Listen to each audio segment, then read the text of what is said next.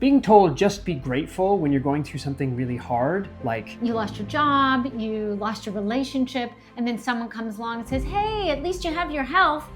It doesn't make you grateful at all. It makes you hope something bad happens to that person. that's because gratitude, when done wrong, leads to that toxic positivity. And so today we're going to talk about the gratitude that actually heals you as opposed to that fake stuff.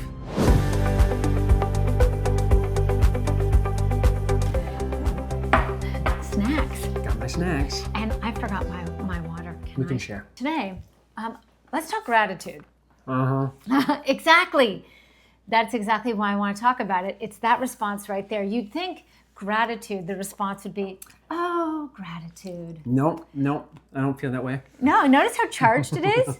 And that word has come to mean something other than what it's really about. So let's talk and clarify what gratitude is and what it isn't. And maybe you're up first. I'm talking about Let's talk about the stuff that really bugs people, because I give the eye roll moment. I'm like, oh, gratitude, of course. And especially when it's pointing fingers like, hey, be grateful, or, look on the bright side. And I'm like, that's not helping. And why doesn't it help? For you, what happens when someone says, well, Jeff, just be grateful? Well, that's because it's that toxic positivity. What it's saying is that what I'm going through, what I'm feeling, is somehow, according to them, not okay. And so maybe they're having an issue. Yes.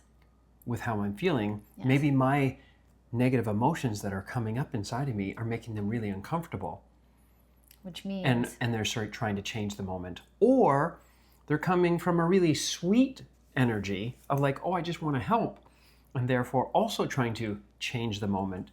Either way, whether it's coming from a control or a helpful point of view, what it's saying is that this moment that I'm feeling, not okay for them.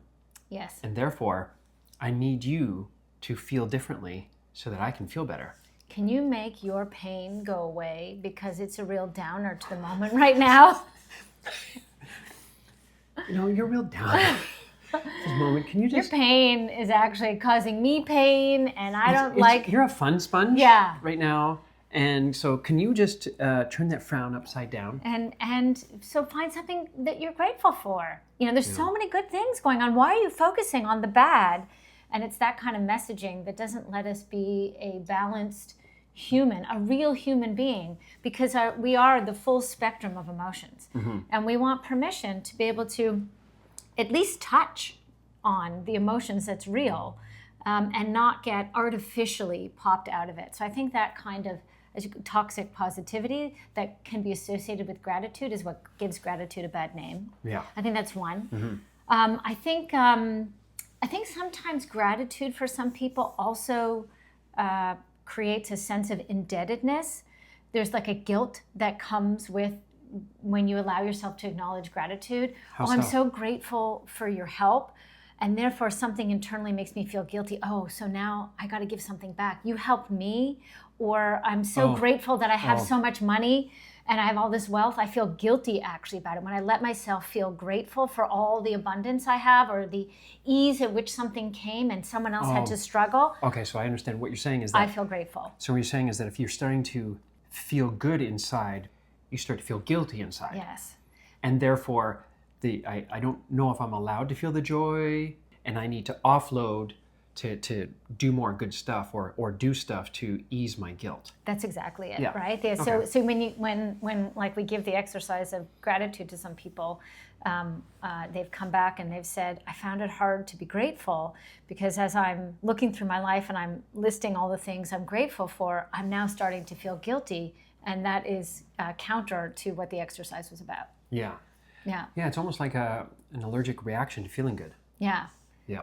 And then the third thing I can think of too, where gratitude is misused or produces the opposite effect of what we want, is when we do it and we see people act it out from rote. I am grateful for my dog and my house and my family and the trees and the stars. And like I can feel that when people are saying that, and I can feel the emptiness in the words. And so I tried gratitude. Gratitude doesn't work for me. And that's because gratitude isn't being practiced with authenticity. It's being practiced As a an laundry list. Yeah. Thing. It's like trust falls. Oh God, are we doing trust? Are we doing trust falls again? Let's never do trust falls again. Yeah, that's it. Yeah. It's like it's that sense of too sugary sweet fakeness. It's kind of like, when we watched Barney when I was a kid. Yeah. It makes us all of a sudden brought the worst in me. Suddenly we're cursing. That purple dinosaur just kind of changed my energy. Yeah, well, because it's that feeling forced happiness. So let's talk about what gratitude is. Mm-hmm. Like when you think of gratitude, when it's working for you, when you practice gratitude. Like for gratitude? Yeah. I don't tell many people about it. Oh, tell me more about that. This is not like, hello everyone, I'm grateful for the, like outside of You mean you're not posting it on Instagram? I'm not posting it on Instagram. Yes, we do gratitude and what we're thankful for or grateful for around, Thanksgiving dinner. But outside of that, like this isn't, like gratitude is for me.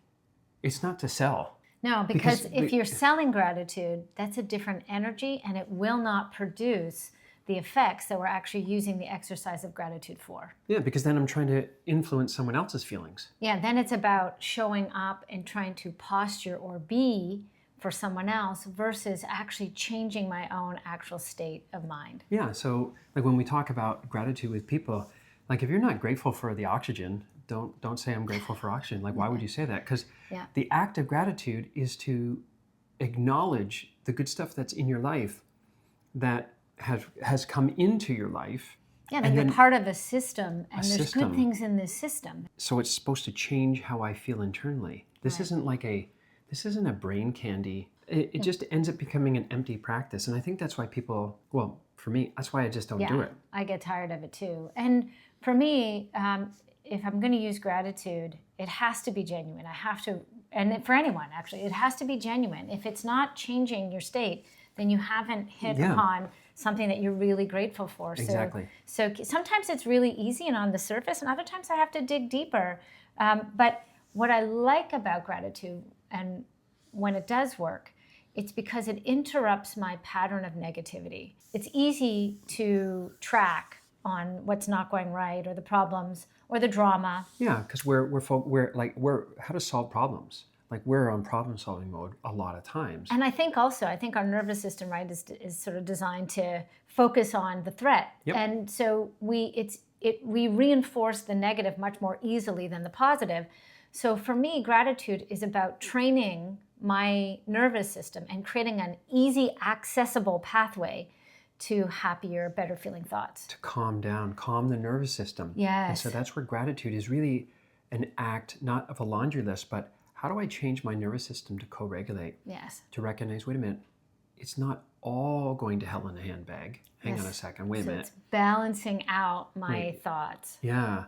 So that, because I know I can get panicky and have anxiety attacks that can take over. Yeah. So for me to just reframe, okay, we're good.